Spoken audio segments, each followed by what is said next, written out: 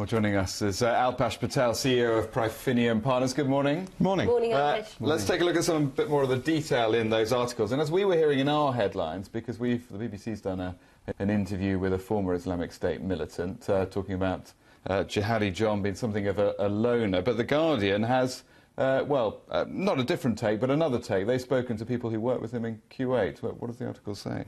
Yeah, well, the concern here, the underlying story here is that it's so very difficult to profile and to find early signs, early warning signs, early red flags, because as you rightly say, and the paper looks into this, he's from Kuwait. Now, that's not known as a breeding ground for terrorists. It's not as if he'd come from Yemen, for instance.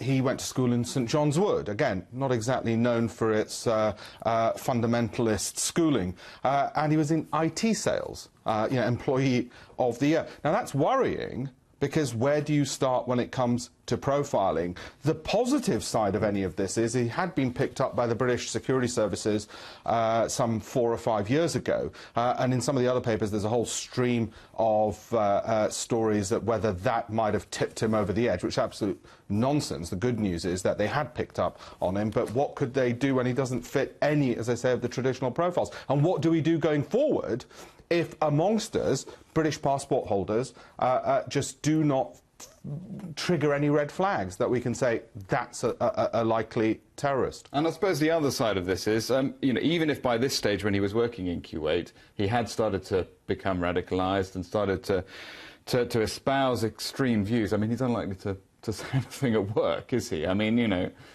No, absolutely. I mean, of course, you would hide it, but I think what surprises people when they read this article and the ones that I read in the other papers is IT sales. It looks so normal. It sounds... Well, he clearly had a career. Yeah, absolutely. I mean, because the idea that we're always told is that people have no hope and they're desperate, no prospects, and he doesn't fit that and that model. They're plucked from a sort of a poor background, and they're from a deprived area and so on.